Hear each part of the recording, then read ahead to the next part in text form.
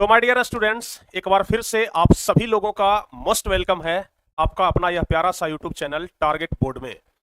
तो प्यारे बच्चों, उम्मीद करते हैं कि आप लोग एकदम अच्छे से होंगे, एकदम मस्त होंगे, स्वस्थ होंगे, तंदुरुस्त होंगे और मन लगा करके बच्चों आप लोग पढ़ाई में लगे होंगे। तो जैसा कि आप सभी लोगों को पता है कि आज शनिवार का दिन है और शनिवार का दिन हम आपसे वादा किए थे कि आज प्यारे बच्चों वन शॉट वन चैप्टर, जैसा कि आप लोग यहां पर देख रहे हैं, वन शॉट वन चैप्टर, यानी कि आज एक शॉट में एक चैप्टर आज हम खत्म करने वाले हैं, चाहे जितना देर समय लग जाए। ठीक है ना। आज एक शॉट में ना हम एक चैप्टर खत्म करेंगे और आज वो चैप्टर कौन सा होगा? चैप्टर होगा प्यारे बच्चों, भारत से हम क्या सीखे। और ऐसा नहीं है कि हमेशा ऐसा ही चलेगा, हम बहुत जल्द प्यारे बच्चों कोशिश कर रहे हैं कि एक स्पेशल क्लास और लिया जाए और जिसमें हम सिर्फ आपको हिंदी पढ़ाएं। ठीक है ना। एक स्पेशल क्लास और लिया जाए और उस क्लास में हम सिर्फ आपको हिंदी पढ़ाएं ताकि हिंदी का क्लास भी डेली चल सके। कितने ऐसे बच्चे हैं जो चाहते हैं कि हिंदी का क्लास डेली हो? एक बार कमेंट करके बता दीजिए।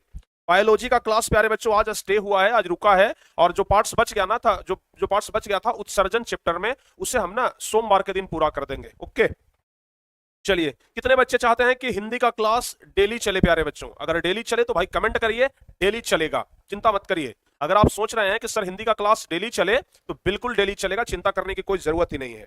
तो चलिए प्यारे बच्चों, कोशिश करेंगे कि हम सुबह में एक क्लास जरूर कर दें हिंदी का, ताकि हिंदी का भी क्लास डेली हो जाए। और सारे बच्चे लिख भी रहे हैं, यस सर डेली, वाह क्या बात है।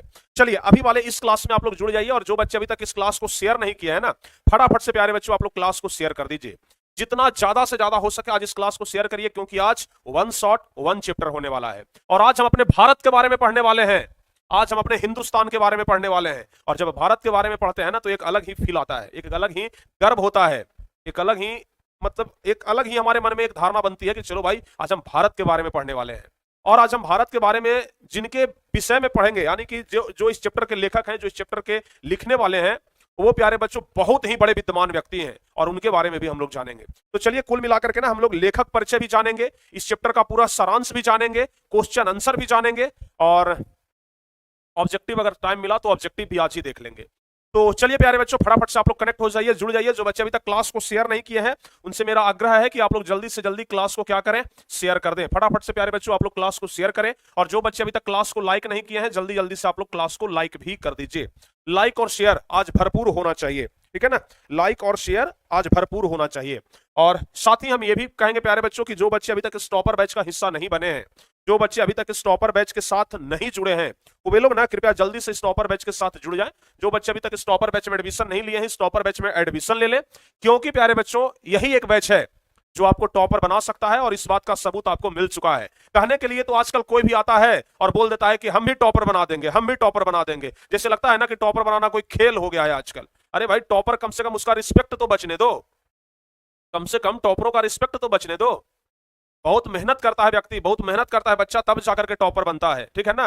दिन रात एक करना पड़ता है, खून पसीना एक करना पड़ता है, नींद को त्यागना पड़ता है, खाना पीना छोड़ना पड़ता है, घूमना फिरना छोड़ना पड़ता है, अपने परिवार से दूर होना पड़ता है, अपने दोस्तों से दूर होना पड़ता है, तब जाकर के क्या होता है, कहीं ना कहीं सफलता मिलती है। और कोई भी आते हैं और आकर के बोल देते हैं कि हम तो टॉपर बना देंगे, ठीक है ना। आजकल बेकार से बेकार टीचर भी जो है ना, वो भी आकर के बोलते हैं कि हम तो टॉपर बना देंगे। अरे भाई, ऐसा नहीं होता है, टॉपरों का भी कुछ मर्यादा होता है, उसके लिए दिन रात एक करना पड़ता है। स्टूडेंट तो करते ही हैं, टीचर्स को भी दिन रात एक करना पड़ता है, ठीक है ना। तो ये सब बातें आपको ध्यान में रखनी चाहिए। तो जो बच्चे अभी तक इस टॉपर बैच का हिस्सा नहीं बने हैं, कृपया करके आप लोग इस बैच में ज्वाइन हो जाएं, इस बैच में एडमिशन ले लें। इसके लिए आप लोगों के पास 2 नंबर है, 8114532021 और 9263991125। यहां पर दोनों में से किसी भी नंबर पर कॉल करके आप लोग एडमिशन ले सकते हैं, ठीक है ना। और दूसरी बात, एक बात और कहेंगे, अगर कोई हमारे बारे में बुराई करता है तो हमें उसका कोई फर्क नहीं पड़ता है। अगर हमारे बारे में कोई बुराई करता है तो उसका कोई फर्क नहीं पड़ता है, क्योंकि आज आपको एक कहावत कह रहे हैं, सुन लीजिएगा ध्यान से, समझ गए ना। एक आदमी जिसके पैर में चोट लगता है ना, वो एक डंडे के सहारे से चलता है। एक आदमी जिसके पैर में चोट लगता है, वो एक डंडे के सहारे से चलता है, और जब उसका पैर ठीक हो जाता है ना, तो सबसे पहले वो उस डंडे को फेंकता है, समझ गए ना। सबसे पहले वो उस डंडे को फेंक देता है, यानी कि जो उसके विपरीत समय में, जो गलत टाइम में, जो कष्ट के समय में उसका साथ दिया, ठीक होने के बाद ना लोग उसी को सबसे पहले फेंकता है, ठीक है ना। तो ये बातें आपको नहीं भूलनी चाहिए। और एक बात और ध्यान रखना आपको पड़ेगा कि कमल जो होता है हमेशा कीचड़ में ही खिलता है, समझ गए ना। तो जितना हम पर कीचड़ उछालोगे, हमारा कमल उतना ही खिलेगा प्यारे बच्चों, ठीक है ना। कीचड़ में ही हमेशा कमल खिलता है। तो टारगेट बोर्ड एक कमल है और उसको सींचते हैं आप लोग, समझ गए ना। उस टारगेट बोर्ड को कौन सींचता है? आप लोग सींचते हैं। सुबह शाम सींचते हैं, हमेशा सींचते रहते हैं, टारगेट बोर्ड के बारे में बोलते रहते हैं। तो अगर आप लोग उसे सिंचित कर रहे हैं, आप लोग उसे सींच रहे हैं, तो दुनिया का कोई ताकत उसको झुकाने वाला नहीं है। दुनिया का कोई ताकत, दुनिया का कोई ऐसा माय का लाल नहीं पैदा हुआ है जो इस टारगेट बोर्ड को झुका दे, क्योंकि उसमें पावर ऑफ स्टूडेंट है, समझ गए ना। और वो पावर ऑफ स्टूडेंट कहीं नहीं जाता है, और स्टूडेंट का पावर आप लोगों से बेहतर और कोई नहीं जान सकता है प्यारे बच्चों, ठीक है। चलिए चलिए, जिंदगी खेलती भी उसी के साथ है जो खिलाड़ी बेहतरीन होता है, ये तो बात सही है। चलिए भाई आगे बढ़ते हैं, और आप लोग को थोड़ा सा मोटिवेट कर दिया जाए कि हमेशा मन को ठंडा रखिए, हमेशा मन को ठंडा रखिए। किसी का कुछ भी बात सुन करके ना मन को गुस्सा में मत लाइए। मन जितना ठंडा रहेगा आप उतना कुशाग्र बुद्धि के होंगे। कुशाग्र बुद्धि मतलब समझते हैं, आप समझते हैं ना कुशाग्र बुद्धि? जिसका बुद्धि एकदम शार्प हो, एकदम तेज हो, इंटेलिजेंट हो, सुपर फास्ट हो, उसे कहते हैं कुशाग्र बुद्धि, ठीक है ना। तो सफलता मन की शीतलता से उत्पन्न होती है। अगर आप मन को शीतल रखेंगे, मन को ठंडा रखेंगे ना, तो आपको सफलता मिलेगी, क्योंकि ठंडा लोहा ही गर्म लोहे को काट सकता है और मोड़ सकता है। हमेशा देखते हैं लोहा लोहे को काटता है, ये बात तो बिल्कुल सही है, आप भी जानते हैं। लेकिन एक बात ये भी आपको ध्यान में रखना होगा कि हमेशा ठंडा लोहा गर्म लोहे को काटता है। देखते हैं जो छेनी होता है ना वो ठंडा होता है, और जिस लोहे को काटना होता है ना, लोहार उस लोहे को गर्म करता है। तो जो चीज गर्म होता है वो जल्दी कट जाता है, जो ठंडा होता है वो दूसरों को काट देता है। ये बात आप सोच लीजिएगा, ठीक है ना। चलिए अब आगे बढ़ते हैं, और हम लोगों को पढ़ना है तीसरा नंबर चैप्टर, भारत से हम क्या सीखें। और ये जो चैप्टर है ना, भारत से हम क्या सीखें, लिखा गया है प्यारे बच्चों महान कवि, महान लेखक मैक्स मुलर के द्वारा। ये इतने बड़े विद्वान थे, सोच लीजिए ना, इतने बड़े विद्वान थे, वेदों के इतने बड़े ज्ञाता थे कि इनको स्वामी विवेकानंद जी ने वेदांतियों का वेदांती कहा था। स्वामी विवेकानंद वही व्यक्ति है प्यारे बच्चों जो अमेरिका में जाकर के ना भारत का नाम रोशन किए थे, समझ गए ना। अगर स्वामी विवेकानंद के बारे में नहीं जानते हैं तो हम आपको बता दें कि अमेरिका में एक भाषण का आयोजन किया गया था जिसमें हर एक देश के लोग आए थे, और हमारे देश भारत से ना स्वामी विवेकानंद जी को भेजा गया था कि जाइए भारत का गरिमा ऊंचा करिए, भारत का मान सम्मान बढ़ाइए।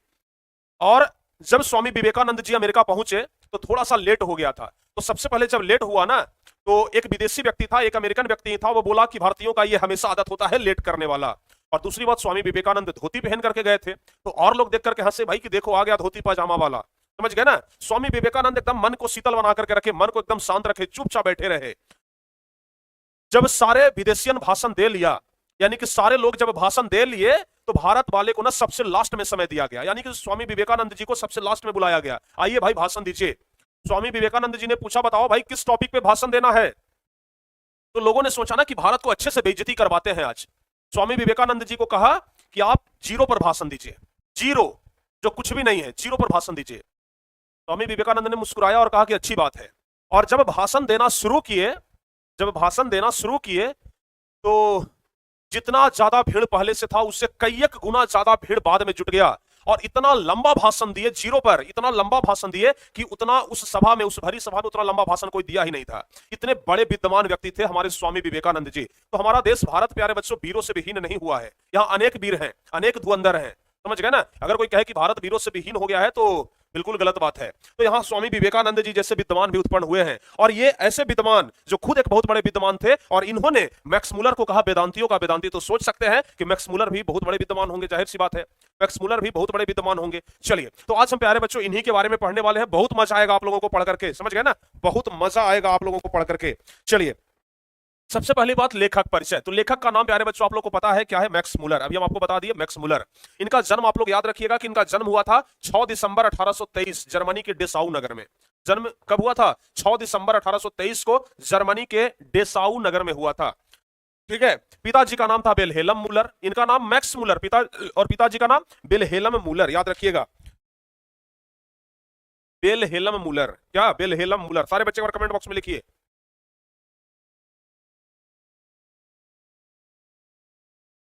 आजकल हमको ना हिचकी बड़ा ज्यादा आता है, लगता है कि आजकल लोग हमें याद बहुत ज्यादा करते हैं।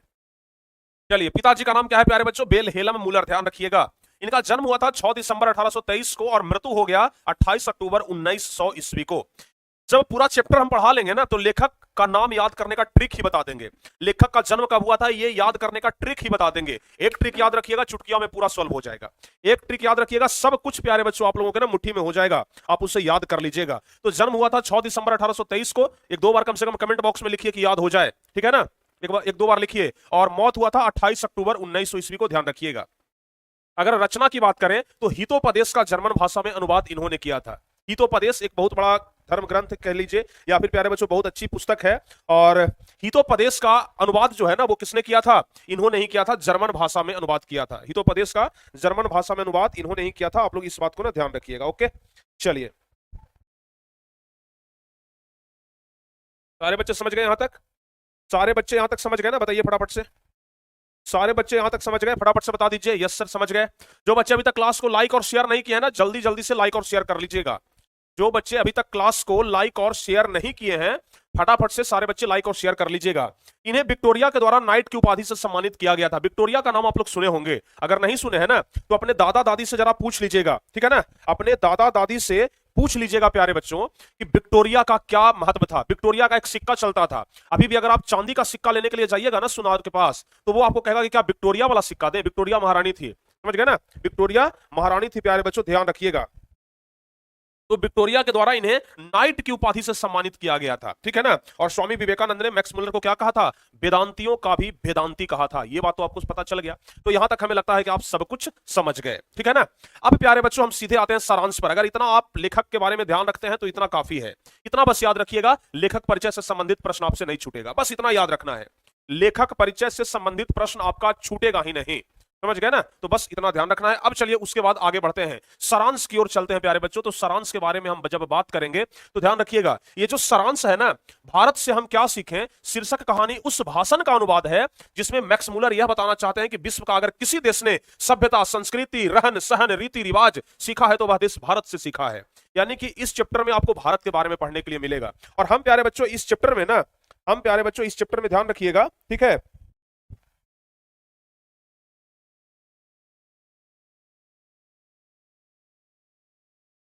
सारे बच्चे समझ गए ना? तो यहां पर आप लोग एक बात ध्यान रखिएगा कि ये जो पूरा कहानी है ना प्यारे बच्चों, हम लाइन बाय लाइन तो आपको नहीं पढ़ाएंगे, लेकिन हाँ एक बात जरूर है कि एक लाइन छोड़ेंगे भी नहीं। लाइन बाय लाइन तो हम आपको नहीं पढ़ाएंगे, लेकिन एक बात जरूर है कि हम आपको छोड़ेंगे भी नहीं एक भी लाइन। सब कुछ आपको याद हो जाएगा। अभी से लेकर के क्वेश्चन आंसर बताते बताते ना पूरा आप लोग कंठस्थ याद कर लेंगे, पूरा आप लोग अच्छे तरीके से समझ जाएंगे, ठीक है ना? चलिए अब आगे बढ़ते हैं। भारत से हम क्या सीखें शीर्षक कहानी उस भाषण का अनुवाद है जिसमें मैक्स मुलर यह बताना चाहते हैं कि विश्व का अगर किसी देश ने सभ्यता, संस्कृति, रहन सहन, रीति रिवाज सीखा है तो वह भारत देश से ही सीखा है। ध्यान रखिएगा, यानी कि मैक्स मुलर कहते हैं कि विश्व का कोई भी देश हो, विश्व का कोई भी देश हो, अगर सभ्यता संस्कृति कहीं से सीखा है तो वो देश भारत है। यानी कि भारत ने ही पूरे विश्व को सभ्यता संस्कृति सिखाया। भारत ने ही पूरे विश्व को रहन सहन सिखाया, किस तरीके से रहा सहा जाता है, रीति रिवाज पूरे विश्व को भारत ने सिखाया। भारत का सभ्यता संस्कृति देखिए ना, कितना बेजोड़ सभ्यता संस्कृति था प्यारे बच्चों, लेकिन आज तो वो सभ्यता संस्कृति धीरे धीरे खत्म होते जा रहा है, ठीक है ना? भारत का सभ्यता संस्कृति कहा जाता था ना कि लाखों में हीरा है, ठीक है ना? समझ में आया? भारत का यह सभ्यता संस्कृति कहा जाता था कि लाखों में हीरा है। पहले के लोग देखते थे ना, कहीं पर किसी को भी जाते थे ना तो पैर छू करके प्रणाम करते थे। आज क्या है? आज क्या है जी? जा रहे जी प्रणाम सर, जी प्रणाम सर, इस प्रकार से करके निकल जाते हैं। होता है ना? या फिर उतना भी नहीं भाई, उतना भी नहीं। देख रहा है, अरे आ रहा है क्या? अच्छा अच्छा, ऐसा करते हैं ना? लगता है कि अभी तक नहीं देखा है, अभी तक नहीं देखा है तो फिर जाने दो जाने दो जाने दो, चुपचाप रहो चुपचाप रहो, जाने दो ना, कोई दिक्कत नहीं होगा, जाने दो। मतलब अगर देख लिया कि जा रहा है तो उसको जाने दो, कोई दिक्कत नहीं है। समझ गए ना? इस तरीके का बात होता है कि नहीं होता है? बताइए। इस तरीके का हमारा भारत का सभ्यता संस्कृति अब होते जा रहा है, ठीक है? पहले के लोग क्या करते थे भाई? हमारे देश के लोग धोती पहनते थे, कुर्ता पहनते थे, पैजामा पहनते थे। आजकल के लोग क्या पहनते हैं? आजकल के लोग क्या पहनते हैं? जींस पहनेंगे। और जींस में ठीक हो भाई, जींस तो चलो भाई कोई बात नहीं। आजकल जींस में भी जानते हैं रगड़ा जींस आ गया है। रगड़ा जींस मतलब समझते हैं? उसको क्या बोलते हैं लोग? एक्सीडेंटियल, हाँ एक्सीडेंटियल जींस बोलते हैं। समझ गए ना? एक्सीडेंटियल जींस बोलते हैं। उसमें क्या होगा कि यहाँ जो घुटना है ना, घुटना पर लगता है ना कि कोई रेती से जींस को रगड़ दिया है, रेती से कोई जींस को रगड़ दिया है। हमें तो ये लगता है कि कंपनी का जो माल फट जाता होगा ना, कंपनी का जो जींस फट जाता होगा वो दे देते होंगे कि लो भाई एक्सीडेंटियल जींस है ये, इसका रेट और महंगा कर दो। समझ गए ना? तो वो हो गया है प्यारे बच्चों हमारी भारत की सभ्यता संस्कृति। मतलब आजकल का रहन सहन का स्तर इतना नीचे गिर गया है ना कि मत पूछिए, एकदम बर्बाद हो गया है हमारा शहर। समझ गए ना? हमारे देश में माता पिता को पूजा जाता था, माता पिता भगवान के समान होते हैं, लेकिन आज बहुत जगह पर आपको डेली न्यूज सुनने के लिए मिलेगा कि अपने पिता को अनाथ आश्रम में भेज दिया, अपने पिता को घर से बाहर कर दिया, अपने पिता के साथ मारपीट किया। यह सब आजकल हमारे देश में सुनने के लिए मिलता है। हमारा देश वही देश है प्यारे बच्चों जहां शाम के समय में परिवार के पूरे सदस्य छत पर चले जाते थे, खटिया बिछा करके सुत जाते थे, खाट बिछा करके सो जाते थे। लेकिन आज अपने अपने मोबाइल में पैक होकर के हमेशा मोबाइल ऐसे ऐसे करते रहेगा। आज हमारा देश वैसा देश हो गया है जहां 5 लोग अगर एक साथ बैठेंगे ना तो बातचीत नहीं करेंगे। पहले के लोग जानते हैं बातचीत करने के लिए किसी चबूतरे पर आकर के बैठते थे। पहले के लोग बातचीत करने के लिए ना किसी पीपल के पेड़ के नीचे चबूतरे पर आकर के बैठते थे। लेकिन आजकल के लोग अगर चबूतरे पर आकर के बैठेंगे भी तो पांचों के हाथ में मोबाइल होगा और अपने अपने मोबाइल में मगन होंगे। समझ गए ना, ये हो गया है आज हमारे देश का सभ्यता संस्कृति। बोलिए कि हम गलत बोल रहे हैं? प्यारे बच्चों गलत नहीं है, यही बिल्कुल सच्चाई है। समझ गए ना, यही बिल्कुल सच्चाई है और हमारा देश ऐसा ही होते जा रहा है। ठीक है ना, ऐसा ही हमारा देश होते जा रहा है। चलिए पहले क्या होता था कि जब एग्जांपल नहीं देना है तो ढेर सारा एग्जांपल है। पहले क्या होता था ना कि अगर मान लिया जाए कि अगल बगल वाले से झगड़ा भी हो जाता था, जैसे मान लिया जाए कि चचा से किसी का झगड़ा हो गया, समझ गए ना, तो फिर भी कहीं पर भी भेंट जाए ना प्रणाम चचा होता था। ठीक है ना, मतलब कि प्रणाम पाती होते रहता था। लेकिन आज क्या है, अगर चचा से झगड़ा हो गया, अच्छा चचवा तू निकल तू बाहर, देख लेते हैं कितना दिन तू अकेले घूमता है, जहां भेंट आ गया ना हड्डी पसली एक कर देंगे। मतलब भतीजवा बोल रहा है चचा को, ऐसे सोच लीजिए। समझ गए ना, ये हो गया है आजकल हमारे देश का सभ्यता संस्कृति। हुआ है कि नहीं हुआ है बताइए? तो ऐसा सभ्यता संस्कृति हमारे देश का हुआ है। तो यहां पर मैक्स मुलर यही कहते हैं कि हमारा देश वही देश है जहां सभ्यता संस्कृति पूरे विश्व को सिखाया है। तो वो देश भारत ने, रीति रिवाज पूरे भारत देश से ही पूरे विश्व ने सीखा। वो देश प्यारे बच्चों, भारत में नालंदा यूनिवर्सिटी था, नालंदा विश्वविद्यालय था, जिसे आजकल लोग नालंदा खंडहर कहते हैं। और वहां पर पूरे विश्व से लोग आते थे पढ़ने के लिए, पूरे विश्व से लोग आते थे वहां पढ़ने के लिए। वो धरोहर आज हमारे राज्य में है। समझ गए ना, ये आप लोग देख रहे हैं। हमारा भारत देश धन्य धान और प्राकृतिक सुंदरता से हरा भरा है। हमारे भारत देश को सोने का चिड़िया कहा जाता था, धन्य धान था, पूरा एकदम सुखी संपन्न देश था प्यारे बच्चों, सोने का चिड़िया कहा जाता था। लेखक ने हर दृष्टिकोण से भारत को एक परिपूर्ण देश कहा है। लेखक ने हर एक दृष्टिकोण से भारत को कहा है कि भारत एक परिपूर्ण देश है। समझ गए ना, लेखक ने हर एक दृष्टिकोण से कहा है कि भारत एक परिपूर्ण देश है, मतलब किसी भी चीज के लिए वो अधूरा नहीं है, हर एक चीज से परिपूर्ण है। चलिए बहुत बढ़िया प्यारे बच्चों, आज नया रिकॉर्ड फिर से बनना चाहिए। ठीक है ना, कल जितने बच्चे से तो ज्यादा अभी जुड़े हुए हैं, लेकिन आज कल अगर 1600 बच्चे जुड़े हुए थे लाइव में, तो आज कम से कम 1700 बच्चे प्यारे बच्चे जुड़ने चाहिए। और ये लोग आप ही कर सकते हैं। ठीक है ना, तो आज पावर ऑफ टारगेट बोर्ड आप लोग दिखाइए, सारे बच्चे जितना ज्यादा से ज्यादा हो सके शेयर करिए और सारे बच्चे को जोड़ लीजिए। आज प्यारे बच्चों एक नया रिकॉर्ड बनना चाहिए। आज पढ़ाई में भी ना हम एकदम मजा ला देंगे, हंसा हंसा के पढ़ाएंगे, मजा आ जाएगा आप लोगों को। देखिए लेखक ने हर दृष्टिकोण से भारत को एक परिपूर्ण देश कहा है। लेखक के अनुसार अगर धरती पर कहीं स्वर्ग दिखाई पड़ता है तो वो भारत देश ही है। लेखक कहते हैं कि अगर कहीं धरती पर स्वर्ग दिखाई पड़ता है तो वो देश कौन सा है प्यारे बच्चों? भारत देश है। अगर धरती पर कहीं स्वर्ग दिखाई पड़ता है तो वो देश कौन सा है? वो देश भारत देश है प्यारे बच्चों। समझ में आया? सारे बच्चे को समझ में आ गया? वाह क्या बात है। हाँ, स्वर्ग मतलब कि जो स्वर्ग की छटा है ना हमारे देश में दिखाई पड़ती है, धरती पर ही। लोग कहता है कि मरने के बाद स्वर्ग मिलता है। भाई भारत में आ जाओ ना, स्वर्ग दिखाई पड़ेगा धरती पर। तो यहाँ पर लेखक कहते हैं कि हमारे देश में धरती पर कहीं स्वर्ग दिखाई पड़ता है तो वो देश भारत है। इन्हें गांवों का नजारा मनमोहक लगता है। गांव के नजारा के बारे में तो पूछिए मत प्यारे बच्चों। गांव का नजारा बस इतना है ना कि उसके बारे में वर्णन नहीं किया जा सकता है। गांव के बारे में वर्णन किया ही नहीं जा सकता शब्दों में, क्योंकि ये कहा जाता है ना कि यहां पर आगे जब चैप्टर पढ़िएगा तो सुमित्रा नंदन पंत जी का एक चैप्टर है, भारत माता ग्राम वासिनी, यानी कि असली जो भारत माता है ना वो गांव में ही बसती है। समझ गए ना, भारत माता ग्राम वासिनी। तो यहां पर कहे हैं कि इन्हें गांव का नजारा मनमोहक लगता है और वो कहते हैं कि भारत के सच्चे दर्शन और आत्मा का निवास गांव में होता है। यानी कि यहां पर लेखक कह रहे हैं कि अगर भारत का सच्चा दर्शन करना है, अगर भारत का सच्चा दर्शन करना है तो फिर गांव में आ जाइए। गांव में ना भारत का सच्चा दर्शन होता है। गांव में भारत का सच्चा दर्शन आपको होगा। गांव में जो चीज देखने के लिए मिलता है ना वो आपको कहीं नहीं मिलेगा। सचमुच बताते हैं प्यारे बच्चों, जिस समय हम गांव में रहते थे तो उस समय लगता था कि शहर चलें। जब हम गांव में रहते थे तो लगता था कि शहर चलें, और जब शहर में आ गए तो अब लगता है कि गांव चलें। समझ गए ना, ये है गांव का नजारा। ये कहा जाता है ना कि जवानी की याद में बचपन बीत गई और बुढ़ापे की और बच्चों की चाह में जवानी बीत गई। ठीक है ना, ये कुछ करके ऐसे कहावत है। तो ये आपको ना अच्छा आपको दिखाई पड़ रहा होगा। ठीक है ना, चलिए तो यहां तक सारे बच्चे समझ गए। चलिए बहुत बढ़िया। तो गांव का नजारा, अच्छा आप लोगों को गांव अच्छा लगता है कि शहर अच्छा लगता है? कितने ऐसे बच्चे हैं जिनको गांव और शहर में कौन अच्छा लगता है? जरा एक बार बताइए तो। गांव गांव प्यारे बच्चों गांव होता है, वहां का कहा जाता है ना कि शहर की दवा और गांव की हवा दोनों बराबर है। शहर की दवा और गांव की हवा दोनों बराबर है। गांव में चले जाइए तो उससे अच्छा कुछ नहीं है। गांव में पहले देखते होंगे कि सिक्के पर क्या टंगाया जाता था, जो मक्खन टंगा हुआ रहता था। कृष्ण भगवान का आप लोग सुने होंगे ना, कृष्ण भगवान के बारे में कि मक्खन चुराते थे, माखन चोर थे। गांव में भी अभी भी अगर कहीं पर जाइएगा ना तो देखिएगा ना, ऊपर जो बेड़ी रहता है ना, जो बेड़ी छत के नीचे बेड़ी जो रहता है, उसमें प्यारे बच्चों रस्सी टंगा रहता है, उस पर दूध रखा रहता है, मलाई रखा रहता है, वो सिर्फ आपको गांव में मिलेगा। समझ गए ना। शहर में तो पैकेट वाला दूध चलता है, शहर में तो आपको दूध भी ओरिजिनल नहीं मिलेगा, शहर में तो पानी भी खरीद करके पीना पड़ता है रे भाई। समझ गए ना। गांव का तो अलग ही चीज है, गांव का तो मनमोहक दृश्य होता है। समझ गए ना। चलिए, तो कहते हैं कि जो असली मतलब भारत के सच्चे दर्शन और अगर आत्मा का निवास होता है तो गांव में होता है। शहरों में क्योंकि शहर बहुत ज्यादा प्रदूषित है। शहर क्या है प्यारे बच्चों, बहुत ज्यादा प्रदूषित है। ठीक है ना। पटना में अगर चले जाइए तो देखेंगे कि बहुत ज्यादा पॉल्यूशन है। दिल्ली में चले जाइए तो और ज्यादा पॉल्यूशन है। मतलब शहरों में क्या है जी, पॉल्यूशन बहुत ज्यादा है। भारत को सोने की चिड़िया कहा जाता है। जब वारेन हेस्टिंग्स भारत का गवर्नर जनरल था तो वाराणसी के पास उसे 172 दारिस नामक सोने के सिक्कों से भरा हुआ घड़ा मिला था। यानी कि जब वारेन हेस्टिंग्स भारत का गवर्नर जनरल था और उस समय प्यारे बच्चों खुदाई चल रहा था, और जब खुदाई हुआ था ना तो क्या हुआ था कि 172 सोना का सिक्का मिला था। ठीक है ना। और इस चैप्टर को जब आप विस्तार से पढ़ेंगे तो वहां पर आपको पता चलेगा कि ये जो 172 दारिस नामक सोने के सिक्का मिला ना, तो ये वारेन हेस्टिंग को लगा कि भाई इसको संग्रहालय में हम रखवा देंगे, ये एक धरोहर होगा। लेकिन अंग्रेजी सरकार ने क्या किया था, इस सोने के सिक्के को ना पिघला दिया था। क्या किया था, पिघला दिया था। ठीक है ना। इस सोने के सिक्के को पिघला दिया था, जिसके बाद वारेन हेस्टिंग्स को दुख भी हुआ था। तो जिस समय वारेन हेस्टिंग्स भारत के गवर्नर जनरल थे तो वाराणसी के पास उन्हें 172 दारिस नामक सोने के सिक्कों से भरा हुआ घड़ा मिला था। भारत ऐसी अनेक समस्याओं से भरपूर है जिनका समाधान होने पर यूरोपियन लोगों की अनेक समस्याओं का निदान संभव हो जाता है। कहने का मतलब यह हुआ कि भारत एक ऐसी देश है ना प्यारे बच्चों, जहां जुगाड़ टेक्नोलॉजी चलता है। यहाँ के लोग जुगाड़ू होते हैं, और खास करके बिहार के लोगों के बारे में बात किया जाए ना तो जुगाड़ बहुत ज्यादा जानते हैं। ठीक है ना। कुछ भी हो जाए जुगाड़ तुरंत लगा देंगे। ठीक है ना। जहां पर कोई भी दिक्कत हो जाए ना तुरंत जुगाड़ लगा देंगे, लो भाई जुगाड़ लगाते हैं।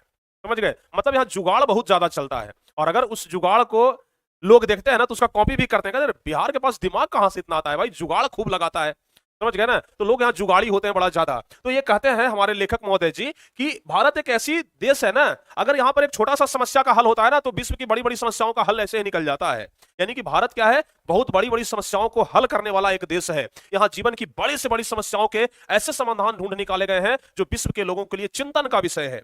यानी कह रहे हैं कि भारत के लोगों के पास ना बहुत बड़े बड़े समस्याओं का हल, और ऐसा हल है ना चुटकियों में, इस तरीके का हल, इस तरीके का सोल्यूशन निकाल लेते हैं ना, उसका सोल्यूशन विश्व के लोगों के पास होता भी नहीं है। समझ गए। और भारत के लोग उसका सोल्यूशन तुरंत निकाल लेते हैं, चुटकियों में निकाल लेते हैं।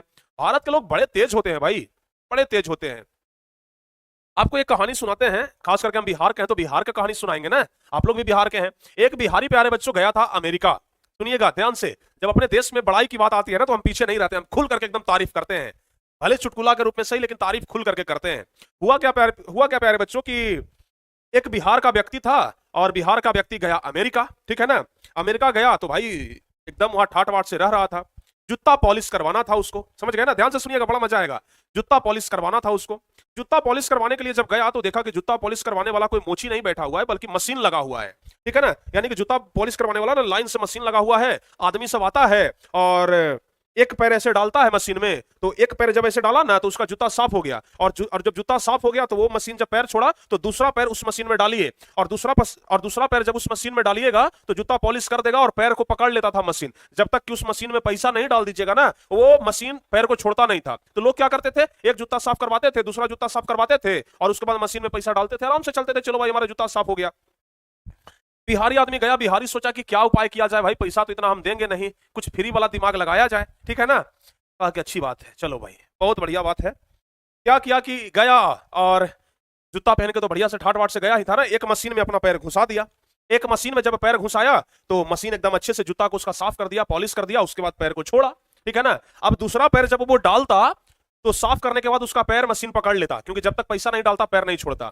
वो बिहारी आदमी क्या किया, एक पैर इस मशीन में साफ कर लिया और दूसरा पैर को ना दूसरे मशीन में गया और ऐसे डाल दिया। समझ गए ना। मतलब एक पैर दूसरे मशीन में और एक पैर दूसरे मशीन में। भाई पहला पैर तो छोड़ोगे ना, पहला पैर तो छोड़ोगे ना, दूसरा पैर ना पकड़ेगा। हम पहला पैर इसमें और दूसरा पैर दूसरा मशीन में करेंगे। फिर का वहां से जूता साफ करवा के निकल गया। अमेरिका वाला देखा, कहा कि अरे सला, ये तो बिहार का टेक्नोलॉजी, बिहार वालों के सामने ना टेक्नोलॉजी ही हमारा फेल कर जाता है। समझ गए ना। बिहार वालों के सामने टेक्नोलॉजी फेल कर जाता है, ऐसा तो कुछ होगा ही नहीं। समझ गए ना। ऐसा तो कुछ होगा नहीं, ये तो बड़ा दिक्कत वाला बात है जी। समझ गए। तो इस प्रकार के ना बिहारियों के पास दिमाग बहुत ज्यादा होता है। बिहारी लोग ना दिमागी बहुत ज्यादा होते हैं, ठीक है ना। बचपन में हम भी ऐसे कुछ कुर्फाती करते थे प्यारे बच्चों। होता क्या था ना कि पटना में हम रहते थे, तो पटना में रूम खोजते थे ना, तो रूम जल्दी मिलता नहीं था। तो पटना में ना एजेंट होता है, तो वो एजेंट क्या करता है ना, कहता है कि भाई देखो 15 दिन का पैसा हम लेंगे। जैसे 5,000 रुपया अगर फ्लैट का किराया है, तो कहता है एजेंट ना 2500 रुपया हम लेंगे, और 2500 रुपया दे दीजिएगा ना, तब जाकर के हम आपको रूम देंगे खोज करके। हम सोचे भाई 2500 तो बड़ा ज्यादा है भाई, बहुत ज्यादा है, 2500 रुपया इसको देंगे, उसके बाद जाकर के हम कोई फ्लैट खोज करके देखा, फ्लैट खोज करके देगा, फिर रहेंगे, बहुत ज्यादा ये तो ले लेगा, आधे महीने का पैसा ले लेगा। हमने दिमाग लगाया, हम बोले एक एक आदमी को फिट किए, ठीक है ना, दोस्त ही था, उसको फिट किए, भाई तुम इस नंबर पे कांटेक्ट करो और उसको बोलो कि हमको रूम लेना है, रूम दिखाइए। तो एक हमारा दोस्त जो था ना, वो उससे कांटेक्ट किया कि चलो भाई हमको रूम लेना है, हमको रूम दिखाइए।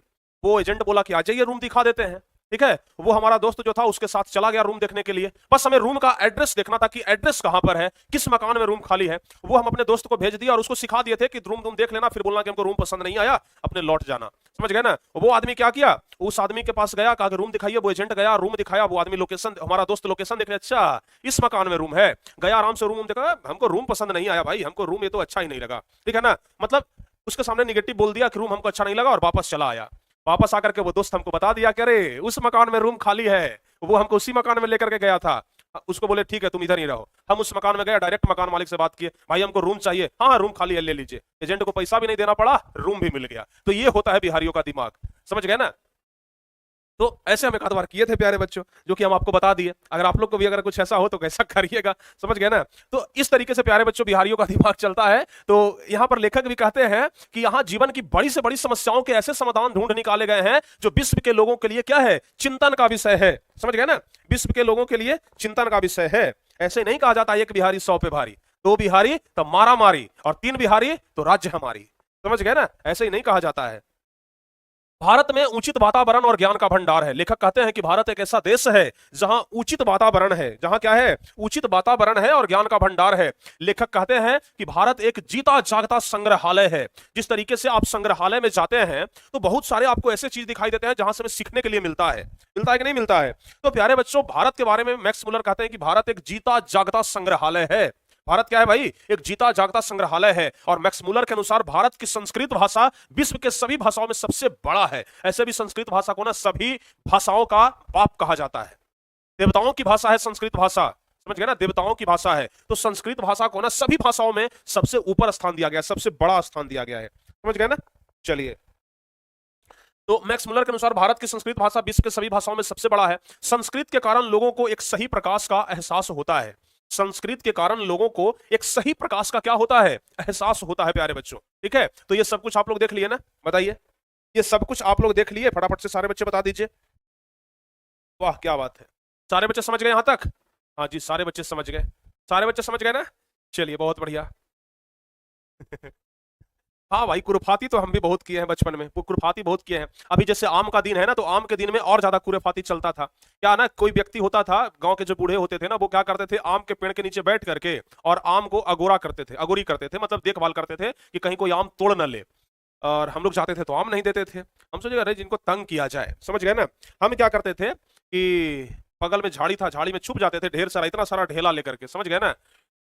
छुप जाते थे और आम के पेड़ पर मार देते थे, या फिर कहीं पर मतलब फेंक देते थे। धब सिबर करता था ना, तो उनको लगता था कि आम गिरा, समझ गए। बार बार उठ के जाते थे आम चुनने के लिए, तो देखते थे बेचारे परेशान हो जाते थे। उनको फिर समझ में आता था तो उल्टा सीधा बोलते थे, लेकिन परेशान बहुत ज्यादा करते थे। तो इस प्रकार का ना कुरेफाती दिमाग हम भी किया, और कहीं ना कहीं आप लोग भी करते होंगे, आप लोग भी कहीं ना कहीं करते होंगे। और हर एक गांव में ना एक दो बुजुर्ग आदमी ऐसा रहता है, एक दो बूढ़ा आदमी ऐसे रहता है, जो कि सारे बच्चों का इंटरटेनमेंट का स्रोत होता है, समझ गए ना। सभी लोगों को हंसाते रहते हैं, सब लोग उनके साथ खेलते कूदते रहते हैं। इस प्रकार का कुछ होता था, समझ गए ना। हर एक गांव में इस प्रकार के मिल जाएंगे। आप लोग जब इंटरनेट खोलेंगे ना, जब वीडियो देखना शुरू करेंगे, तो वैसे बुजुर्ग बहुत सारे मिलेंगे आपको, जो कि इंटरटेनमेंट कराते हैं, समझ गए ना।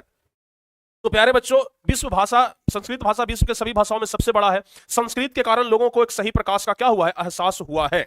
चलिए, इस देश में जितनी विभिन्नताएं पाई जाती है, यानी कि हमारे देश में विभिन्नताएं पाई जाती है, शायद ही किसी देश में पाया जाता होगा। अब बताइए ना, हमारे देश में विभिन्नता नहीं है, बताइए, हमारे देश में विभिन्नता नहीं है।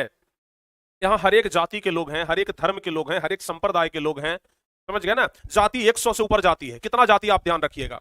धर्म के बारे में बात करें, बहुत सारा धर्म है, कितना के बारे में आप ध्यान रखिएगा। तो जाति हो गया, धर्म हो गया, हमारे देश में बहुत है। ठीक है ना, जहां जाएंगे जहां जात पात मिलेगा। और प्यारे बच्चों, इतनी ज्यादा जात पात, इतनी ज्यादा विभिन्नताएं होने के बाद भी ना क्या होता है, हमारा देश एक है, हमारा देश एकता के साथ जुड़ा हुआ है। तो यहां पर लेखक कहते हैं कि इस देश में जितनी विभिन्नताएं पाई जाती है शायद ही किसी देश में पाया जाता होगा। यहाँ हर संप्रदाय के लोग रहते हैं, जिनका भाषा अलग है, धर्म अलग है, रीति रिवाज अलग है, रहन सहन अलग है, सभ्यता संस्कृति अलग है, लेकिन फिर भी लोग मिलजुल करके रहते हैं। कोई भी आपदा आ जाए सारे लोग एक हो जाते हैं। होता है कि नहीं होता है? तो यहां पर विभिन्नता में एकता है। हम आपको पढ़ाए थे सिविक्स वाले सब्जेक्ट में कि हमारा देश जो है ना उसमें विभिन्नता में एकता है, यानी कि हर एक धर्म, हर एक जाति, हर एक मजहब, हर एक संप्रदाय के लोग यहाँ रहते हैं, लेकिन फिर भी एक होकर के रहते हैं, एकता के साथ रहते हैं। तो ये आपको कहीं ना कहीं समझ में आ गया होगा। ठीक है, चलिए अब थोड़ा सा पार्ट्स और बचा है, ध्यान रखिएगा आप लोग। हिमालय से कन्याकुमारी की यात्रा अति सुंदर है। कभी आप लोग को मौका मिले ना तो हिमालय का और कन्याकुमारी का यात्रा जरूर करिएगा। तो हिमालय से कन्याकुमारी, भारत का जो छोर है प्यारे बच्चों, देखते होंगे उत्तर से लेकर के दक्षिण तक, यानी ऊपर से लेकर के नीचे तक लगभग 33-3400 किलोमीटर का यह दूरी है।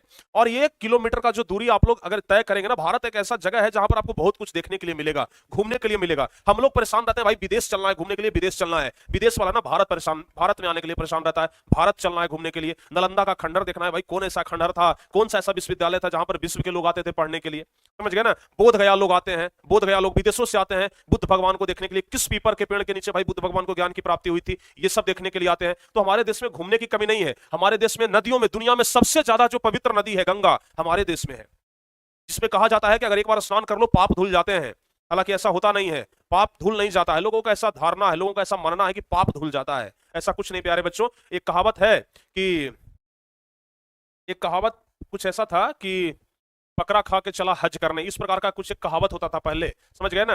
तो उसी प्रकार का बात है कि अगर खूब पाप करोगे और गंगा माँ में जाकर के स्नान कर लोगे तो कितना तुम्हारा पाप धुलेगा, बताइए ना। हमारे हिंदी के एक टीचर हुआ करते थे, वीरेंद्र सर नाम था, समझ गए ना। तो वो कहते थे, अक्सर कहते थे कि अरे बबुआ, जब पढ़ने लिखने वाला लोग टॉप करेगा तो अच्छा बात है। पढ़ने लिखने वाला लोग शंकर भगवान के पास जा करके बोलता है कि शंकर भगवान हमको पास करवा दीजिए, तब तो अच्छी बात है। कुछ लोग जो मेहनत नहीं करते हैं, जो पढ़ते लिखते नहीं हैं, वही लोग जाकर के शंकर भगवान भी हाथ जोड़ते हैं कि हे प्रभु हमको टॉप करा दीजिए। तो शंकर भगवान भी एगो जंगियाल त्रिशूल रखते हैं, समझ गए ना। शंकर भगवान भी ना एक जंगियाल त्रिशूल रखते हैं, बड़ा दिन से उनके पास वो त्रिशूल है, जंग लग गया है। शंकर भगवान भी कहते हैं कि भागता है कि नहीं भागता है, ना मारेंगे जंगियाल त्रिशूल से, वो टेटनस पकड़ लेगा, समझ गए ना। जब तुमको हम टॉप करा देंगे तो जो पढ़ लिख करके हमारे पास आया है उसको क्या कराएंगे, बताओ भाई। जो पढ़ लिख करके हमारे पास आया है उसको क्या कराएंगे। तो इसलिए पढ़ने वालों पर ना भगवान का भी कृपा होता है। नहीं पढ़ोगे तो भगवान भी कृपा नहीं बरसाएंगे। तो पढ़ लिख करके भगवान के पास जाओ, ऐसे नहीं। हिमालय से कन्याकुमारी की यात्रा अति सुंदर है। विश्व की सबसे प्राचीन भाषा संस्कृत को माना जाता है, जिसे भाषाओं की जननी कहा जाता है। भाषाओं की जननी कहा जाता है, भाषाओं का जन्मदाता कहा जाता है। प्यारे बच्चों ध्यान रखिएगा, ठीक है ना। जो हमें अतीत से लेकर के सुंदर भविष्य तक जोड़ने का कार्य करती है। हमारा भारत एक ऐसा देश है जो दुश्मनों को भी गले लगाता है। मैक्स मुलर ने भारत को एक प्रयोगशाला के रूप में देखा है, जिसमें सीखने सिखाने की योग्यता पाई जाती है। यानी कि मैक्स मुलर, ये जो लेखक है ना, भारत को एक ऐसे प्रयोगशाला के रूप में देखते हैं, जिससे प्रयोगशाला में आप लोग कुछ सीखने के लिए जाते हैं। प्रयोगशाला में ना आप लोग कुछ सीखने के लिए जाते हैं, कुछ एक्सपेरिमेंट करने के लिए जाते हैं।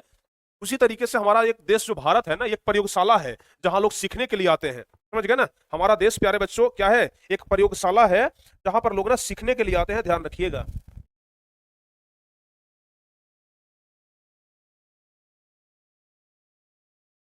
सारे बच्चे को समझ में आया, यहां पर लोग सीखने के लिए आते हैं, ये बात आप लोग को ध्यान रखना पड़ेगा। तो जो मैक्स मुलर है ना, हमारे देश को एक प्रयोगशाला के रूप में देखते हैं। बताइए यहां तक ये सारांश कितने बच्चे को समझ में आया। अगर समझ में आया तो सारे बच्चे एक बार यस सर कमेंट कर दीजिए। प्यारे बच्चों, सारांश कितने बच्चे को समझ में आया, जल्दी जल्दी से ना आप कमेंट करिए। तो अगर सारांश समझ में आ गया हो तो चलिए हम भाई ये अब पढ़ाते हैं अब क्वेश्चन आंसर। अब लाइन बाय लाइन पुस्तक अगर पढ़ाएंगे तो वो किताब तो आपके पास भी है, आप लोग भी अच्छे से पढ़ सकते हैं। और जितना हम आपको सारांश बता दिए ना, इससे ज्यादा पढ़ना भी नहीं है। क्वेश्चन भी सब इसी से बन जाएगा। जितना हम सारांश पढ़ा दिए ना, क्वेश्चन भी सब इसी से बन जाएगा। लाइन बाय लाइन पढ़ने का जरूरत ही नहीं है। ऐसे पढ़ने के लिए आप घर पर किताब लेकर के आराम से पढ़ लीजिएगा, ठीक है ना। तो यहां तक सारे बच्चे को समझ में आ गया। मन चंगा तो कठौती में गंगा, वाह, ये कहावत तो हम भी सुने हैं। चलिए सारे बच्चे ना जल्दी जल्दी से लिख लीजिए, हो गया, वाह। साक्षी सिंह लिख रही है, सर आप अरवल आए हैं। बिल्कुल आए हैं भाई, अरवल के बगल में जहानाबाद है, जहानाबाद हमेशा आते हैं। चलिए हो गया ना। टॉपर बैच खरीदना है तो फिर डायरेक्ट पेमेंट करके ले लीजिए, या फिर 8114532021 या 9263991125 पे कॉल कर लीजिए। ओके, चलिए सारे बच्चे को समझ में आ गया ना। चलिए अब आगे बढ़ते हैं प्यारे बच्चों, अब सीधे आते हैं क्वेश्चन आंसर पे। अगर आप लोग अपना किताब देखेंगे, अपना जो गोधूली भाग 2 है, अगर प्यारे बच्चों वो किताब देखेंगे ना तो टोटल 15 क्वेश्चन आपको दिखाई देंगे।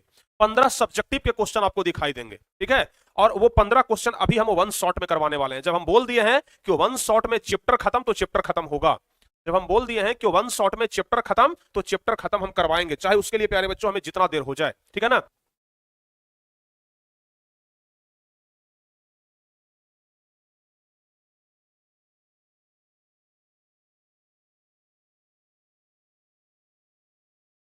चलिए, सबसे पहला नंबर क्वेश्चन प्यारे बच्चों आप लोग जरा ध्यान से देखिएगा। सबसे पहला नंबर क्वेश्चन क्या कह रहा है, आप लोग ध्यान। चलिए, सबसे पहला नंबर क्वेश्चन क्या कर रहा है, समस्त भूमंडल में सर्वविध संपदा और प्राकृतिक सौंदर्य से परिपूर्ण देश भारत है, लेखक ने ऐसा क्यों कहा।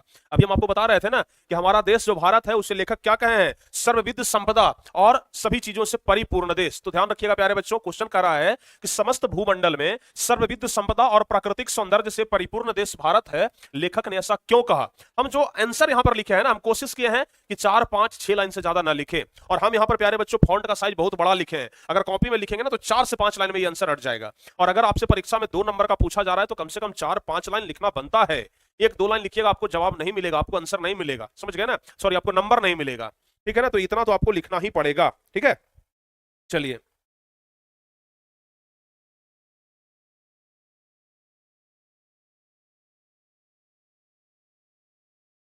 तो क्वेश्चन के अनुसार हम लोग आंसर क्या लिखेंगे कि समस्त भूमंडल में सर्वविध संपदा और प्राकृतिक सौंदर्य से परिपूर्ण देश भारत है। मैक्स मुलर ने ऐसा इसलिए कहा क्योंकि भारत ही एकमात्र ऐसा देश है जहां जीवन की बड़ी से बड़ी समस्याओं के समाधान ढूंढ निकाले जाते हैं। अभी हम आपको पढ़ा रहे थे, भारत ही मात्र एक ऐसा देश है जहां विश्व की बड़ी से बड़ी समस्याओं का समाधान ढूंढ निकाला जाता है, जो विश्व के दार्शनिकों के लिए चिंतन का विषय है। यहाँ जीवन को सुखद बनाने के लिए उपयुक्त ज्ञान एवं वातावरण आसानी से मिल जाता है, ठीक है ना। जीवन को सुखद बनाने के लिए उपयुक्त ज्ञान और वातावरण बहुत आसानी से मिल जाता है, जो भूमंडल में कहीं नहीं मिलता है। भारत एक ऐसा देश है जहां भूतल पर ही स्वर्ग की छटा निखर रही है। भारत एक ऐसा देश है जहां भूतल पर ही स्वर्ग की छटा निकल रही है। तो बताइए, सारांश पढ़ने के बाद क्या ये आपको आंसर हार्ड लग रहा है। सारे बच्चे बताइए, क्या सारांश पढ़ने के बाद क्या आपको ये हार्ड लग रहा है, बताइए फटाफट से। सारांश पढ़ने के बाद ये आपको आंसर हार्ड लग रहा है, बिल्कुल नहीं लग रहा होगा प्यारे बच्चों, क्योंकि ये आंसर हार्ड है ही नहीं, बहुत ही आसान आंसर है, ठीक है ना। आपको तुरंत आसानी से याद भी हो जाएगा। तो ये पहला नंबर क्वेश्चन का आंसर हो गया, ठीक है ना। चलिए, दूसरा नंबर क्वेश्चन क्या कह रहा है, लेखक की दृष्टि में सच्चे भारत के दर्शन कहां हो सकते हैं और क्यों। लेखक की दृष्टि में सच्चे भारत के दर्शन कहां हो सकते हैं और क्यों हो सकते हैं, जरा बताइएगा। तो ध्यान रखेंगे आप लोग कि लेखक की दृष्टि में सच्चे भारत के दर्शन भारत के गांवों में हो सकते हैं। लेखक की दृष्टि में सच्चे भारत के दर्शन भारत की गांव में हो सकते हैं, क्योंकि अभी हम आपको पढ़ा है कि अगर सच्चा भारत का दर्शन करना है तो भाई भारतीय गांव में आना होगा, ठीक है ना। क्योंकि भारतीय ग्रामीण संस्कृति में सच्चा भारत निहित होता है। सच्चा भारत की अगर बात किया जाए तो भारतीय ग्रामीण संस्कृति में निहित होता है। भारतीय ग्रामीण लोगों में सच्चाई, प्रेम, करुणा, सहयोग की भावना कूट कूट करके भरा रहता है। अगर देखिए यहां क्या करा है, प्रेम, सच्चाई, करुणा और सहयोग की भावना। अगर आप गांव में जाएंगे ना तो वहां पर आपको सबसे ज्यादा सहयोग का भावना देखने के लिए मिलेगा, ठीक है ना। सहयोग का भावना ये होता है प्यारे बच्चों कि अगर किसी को कोई दुख है, किसी को कोई विपत्ति है, तो अगल बगल वाले लोग ना उनको हेल्प करते हैं। लेकिन शहर में ना आप मरते भी रहिएगा, आपको कोई मारते भी रहेगा, कोई देखने वाला नहीं है, ठीक है ना। अभी आप लोग कुछ दिन पहले न्यूज पर बहुत ज्यादा सुन रहे थे कि दिल्ली में एक साक्षी नाम की लड़की को ना चाकू से गोद गोद करके मार दिया गया था, और उसका जब सीसीटीवी फुटेज आया तो लोग दंग रह गए। क्या देख करके पता है, अगल बगल से सारे लोग गुजर रहे थे, सारे लोग गुजर रहे थे, सब लोग उठ करके तमाशा देख रहे थे, वीडियो बना रहे थे, और एक लड़का उसे चाकू मार रहा था। तो सोचिए, शहरों में ऐसा ही होता है, लोग तुम्हें जान भी मार देंगे ना, तुम्हारा हेल्प करने वाला कोई नहीं आएगा। लेकिन गांव में अगर तुम्हें ठेस भी लग जाए तो लोग पूछेंगे, करे ठेस लग गया क्या बेटा, समझ गए ना। तो ये होता है गांव और शहर में अंतर, समझ गए ना। तो ये कह रहे हैं कि सच्चाई, प्रेम, करुणा और सहयोग की भावना कूट कूट करके गांव में भरा होता है, जबकि शहरों में ऐसा नहीं होता है। गांव की अपेक्षा शहर ज्यादा प्रदूषित होता है, और शहरों में लोग सिर्फ अपने से मतलब रखते हैं, शहरी लोगों में सहयोग की भावना नहीं होती है। अतः लेखक का कहना क्या है, बिल्कुल उचित है। लेखक का कहना बिल्कुल उचित है कि शहरों में लोग सिर्फ अपने से मतलब रखते हैं, दूसरों से मतलब नहीं रखते हैं। चलिए, सारे बच्चे समझ गए, बहुत बढ़िया।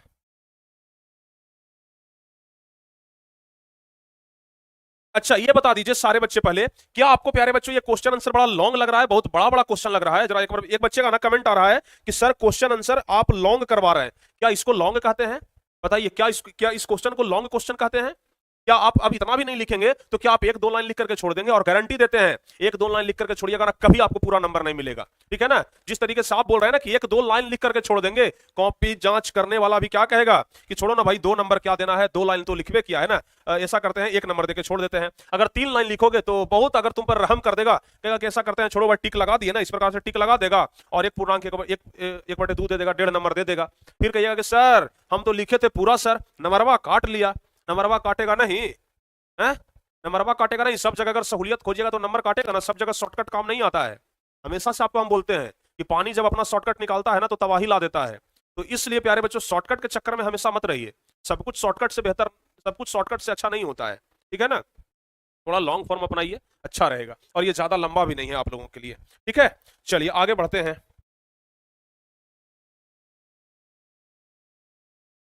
आगे लिखते हैं प्यारे बच्चों। अच्छा देखिए ना, जैसे हम इसमें क्या लिखे हैं, यहाँ क्वेश्चन क्या कर रहा है, लेखक की दृष्टि में सच्चे भारत के दर्शन कहां हो सकते हैं। हम चाहते तो सिर्फ इतना भी लिख सकते, लेखक की दृष्टि में सच्चे भारत के दर्शन भारतीय गांव में हो सकते हैं, बस हो गया। क्या इस पर नंबर मिल जाएगा आपको पूरा? अरे भाई 10th क्लास में हो, 2 नंबर वाले क्वेश्चन को सॉल्व कर रहे हो, सिर्फ इतना भी अगर लिख दोगे ना, सिर्फ पहला लाइन, लेखक की दृष्टि में सच्चे भारत के दर्शन भारत के गांव में हो सकते हैं। हम क्या करते हैं प्यारे बच्चों कि इसको ना हम हाइड कर देते हैं। जैसे मान लिया जाए ना कि हम इतना को हम हाइड कर देते हैं, जरा सोच करके देखिएगा जरा सोच करके, आपको अभी तुरंत समझ में आ जाएगा कि क्या है सही है और क्या गलत है।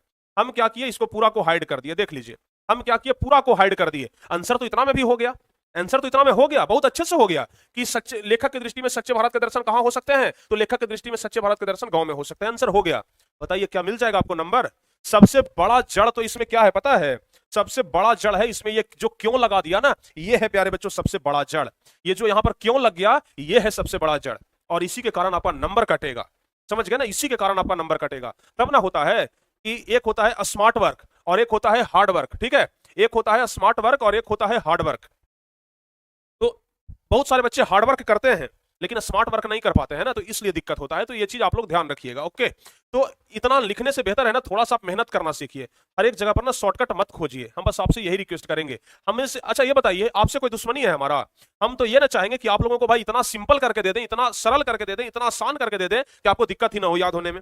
बताइए, हम तो यही चाहेंगे ना कि आपको किसी प्रकार का कोई दिक्कत ही ना हो, हमेशा से याद रहे।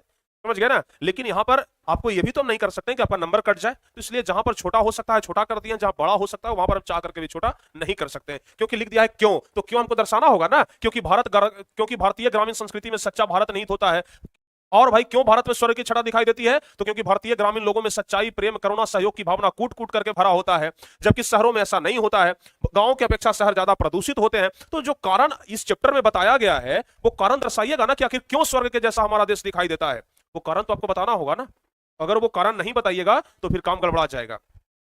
चलिए तीसरा नंबर क्वेश्चन। अब देखिए इसमें छोटा सा था तो हम बस छोटा सा आंसर दिए, अब जिसमें छोटा रहेगा तो हम छोटा ही आंसर देंगे ना। क्या कह रहा है कि भारत को पहचान सकने वाली दृष्टि की आवश्यकता किनके लिए वांछनीय है और क्यों। ठीक है ना, इसमें भी क्यों लगा दिया, लेकिन फिर भी हम इसका जवाब छोटा देने का प्रयास किए कि भारत को पहचान सकने वाली दृष्टि की आवश्यकता। देखिए यहां तक तो क्वेश्चन आपका ही आ गया ना, यहां तक, यहां से लेकर के यहां तक तो क्वेश्चन ही आ गया, यानी कि मात्र 3 लाइन 3.5 लाइन का ये आंसर। बताइए किसको नहीं याद होगा। तो भारत को पहचान सकने वाली दृष्टि की आवश्यकता इसके लिए यूरोपियन लोगों के लिए वांछनीय है। आप किताब में पढ़ेंगे यूरोपियन लोगों के लिए क्या है, ये वांछनीय है, क्योंकि भारत ऐसी अनेक समस्याओं से भरपूर है जिनका समाधान होने पर यूरोपियन लोगों के अनेक समस्याओं का निदान संभव हो जाता है। यहाँ जीवन की बड़ी से बड़ी समस्याओं के ऐसे समाधान ढूंढ निकाले गए हैं जो विश्व के लोगों के लिए चिंतन का विषय है। बताइए, अब इतना भी नहीं लिखेंगे तो क्या लिखेंगे? यहाँ CAT कैट, कैट मतलब बिल्ली नहीं ना पढ़ रहे हैं।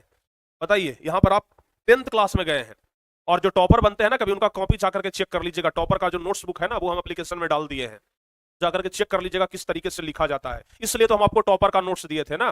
टॉपर का नोट्स हम इसलिए आपको दिए थे ताकि आपको ये पता चले कि कैसे टॉपर लिखती है, कैसे टॉपर लिखता है। समझ गए ना? तो ये सब थोड़ा सा आप लोग ध्यान रखिए। ओके, चलिए तीसरा के बाद अब चौथा नंबर क्वेश्चन प्यारे बच्चों ध्यान रखिएगा। लेखक ने किन विशेष क्षेत्रों में अभिरुचि रखने वालों के लिए भारत का प्रत्यक्ष ज्ञान आवश्यक बताया है। बताइए, लेखक ने किन विशेष क्षेत्रों में अभिरुचि रखने वालों के लिए भारत का प्रत्यक्ष ज्ञान आवश्यक बताया है। तो ध्यान रखिएगा, लेखक ने बताया है कि जिन्हें भूविज्ञान में, वनस्पति जगत में, जीव जंतुओं के अध्ययन में, पुरातत्व के ज्ञान में एवं नीति शास्त्र जैसे विषयों में विशेष अभिरुचि है, उन्हें भारत का प्रत्यक्ष ज्ञान क्या है, आवश्यक है। यानी कि वैसे लोग जिनको भूविज्ञान में दिलचस्पी है, भूविज्ञान को पढ़ना चाहते हैं, वैसे लोग जिनको वनस्पति जगत में दिलचस्पी है, वैसे लोग जिनको जीव जंतुओं के अध्ययन में दिलचस्पी है, वैसे लोगों के लिए ना भारत का प्रत्यक्ष ज्ञान क्या है, आवश्यक है। वैसे लोगों को भारत जरूर आना चाहिए। क्योंकि भारत में इन सब विषयों का अध्ययन करने के लिए उचित वातावरण और ज्ञान का भंडार है। लेखक कहते हैं कि यदि आप इन सभी चीजों में रुचि रखते हैं तो आपको एक जीता जागता संग्रहालय ही लगेगा। समझ गए ना, आपको एक जीता जागता संग्रहालय ही लगेगा। बताइए समझ में आ गया? चलिए, अगर आप कहेंगे ना तो अगली चैप्टर से हम क्वेश्चन का साइज छोटा कर देंगे, कोई दिक्कत नहीं है, लेकिन बाबू उसमें हम गारंटी फिर नहीं लेंगे कि हाँ भाई पूरा के पूरा नंबर मिलेगा ही। समझ गए ना, क्योंकि कॉपी जांच करने वालों से हमारी भी बातचीत होती है। जो शिक्षक कॉपी जांच करने के लिए जाते हैं उनसे हम हमेशा पूछते हैं, हाँ, समझ गए ना, कि क्या होता है, कैसे नंबर मिलता है, कहां पर नंबर काटा जाता है, कहां पर नंबर नहीं काटा जाता है। एक स्पेशल वीडियो बना करके ना हम कभी आपको बताएंगे कि किस तरीके से मैट्रिक परीक्षा में नंबर दिया जाता है, कहां नंबर काटा जाता है।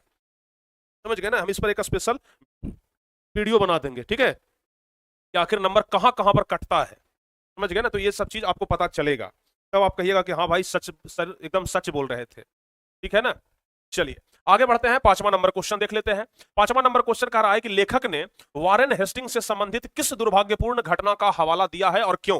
हर एक क्वेश्चन में देख रहे हैं ये क्यों लगा करके ना सबसे बड़ा जड़ खड़ा कर देता है। सबसे बड़ा मुसीबत ना ये क्यों लगने के बाद हो जाता है, क्योंकि क्यों लगने के बाद हमें कारण देना पड़ जाता है ना, और कारण 2-3 लाइन में चला जाता है। समझ गए ना, अगर क्यों ना पूछे तो छोटा आंसर हो जाएगा, लेकिन क्यों जो पूछ देता है ना ये प्यारे बच्चों एक लफड़ा कर देता है। तो पूछ दिया है कि लेखक ने वारेन हेस्टिंग्स से संबंधित किस दुर्भाग्यपूर्ण घटना का हवाला दिया है और क्यों। अभी हम आपको क्या बताए थे कि वारेन हेस्टिंग्स को 172 दारिश नामक सोना का सिक्का मिला था, जो कि ईस्ट इंडिया कंपनी ने क्या किया था, ईस्ट इंडिया कंपनी के द्वारा उसे गला दिया गया था। देखिए है ना, गला दिया गया था, आपको बताया था ना अभी, उसको गला दिया गया था और यही उनके लिए सबसे बड़ा दुर्भाग्यपूर्ण घटना था। तो इसी को बस लिख देंगे कि जब वारेन हेस्टिंग्स भारत का गवर्नर जनरल था तो उसे वाराणसी के पास 172 दारिश नामक सोने के सिक्कों से भरा घड़ा मिला था।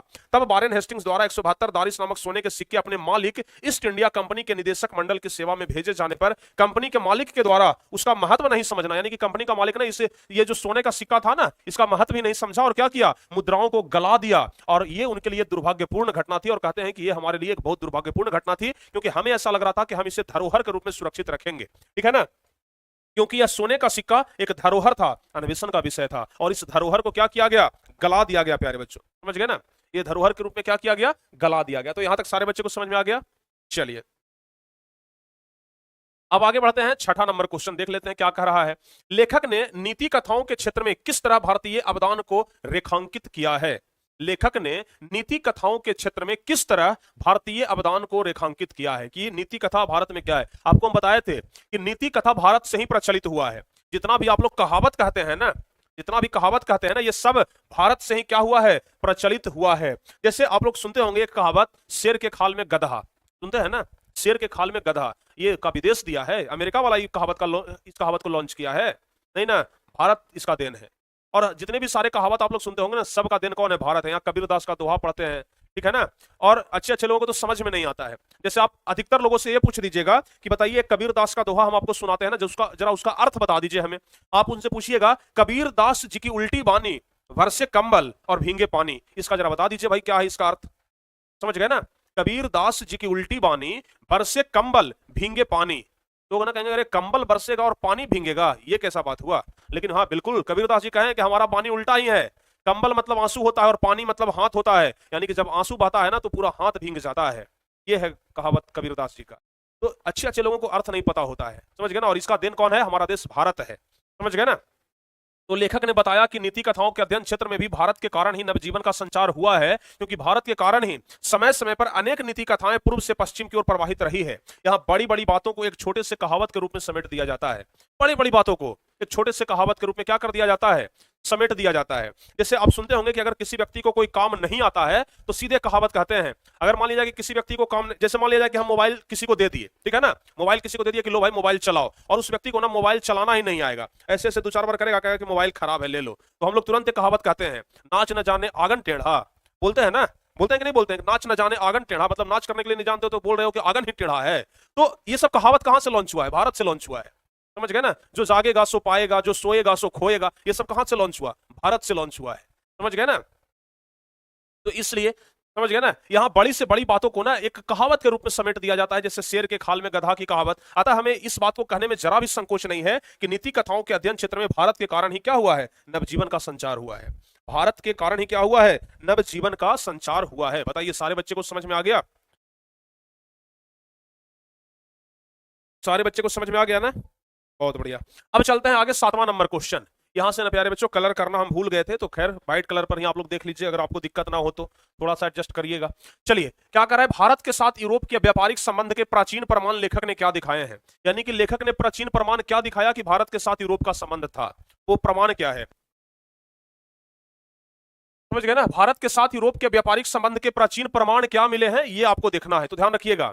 लेखक के अनुसार भारत, सीरिया और फिलिस्तीन इन देशों के व्यापारिक अध्ययन के आधार पर यह प्रमाणित होता है कि हाथी का दांत बड़ा महंगा होता है, समझ गए ना, लाखों में बिकता है हाथी का दांत, समझ गए ना। तो हाथी का दांत प्यारे बच्चों, बंदर हो गया, मोर हो गया और चंदन आदि जिन वस्तुओं के ओफिर से निर्यात की बात बाइबल में कही गई है, वो वस्तुएं भारत के सिवाय किसी अन्य देश से नहीं लाई जाती थी, समझ गए ना। ये जो आप चंदन देखते हैं ना, चंदन आपको भारत में मिलेगा। अभी पुष्पा मूवी रिलीज हुआ था, आप लोग देखे होंगे, चंदन की लकड़ी पर पूरा मूवी था, समझ गए ना, कि किस तरीके से चंदन की लकड़ी का काला बाजार किया जाता था, काला मार्केटिंग किया जाता था, धंधा किया जाता था। और हाथी का दांत हो गया, बंदर, मोर, ये सब ना भारत के सिवाय किसी अन्य देश से नहीं लाई जाती थी। अतः लेखक ने इन सब प्राचीन प्रमाणों को रेखांकित करते हुए कहा है कि भारत के साथ यूरोप के व्यापारिक संबंध भाई बहुत अच्छा था, समझ गए ना। ये सब चर्चा किया गया है, ठीक है। चलिए तो यहां तक समझ में आ गया,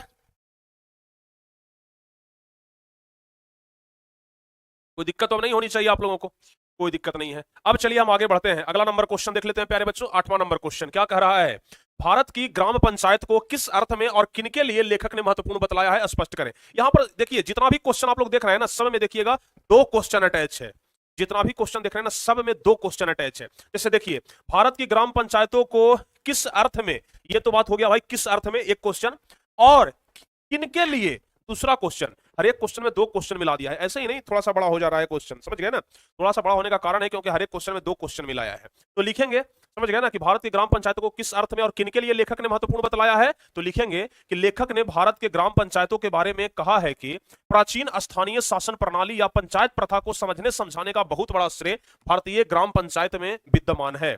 जिन लोगों को अत्यंत सरल राजनीतिक इकाइयों के निर्माण और विकास से संबंध प्राचीन युगीन कानूनों के पुरातन रूपों के विषय में हुए अनुसंधान की महत्ता को समझने की क्षमता प्राप्त करनी है, उनके लिए भारत की ग्राम पंचायत को लेखक ने महत्वपूर्ण बताया है।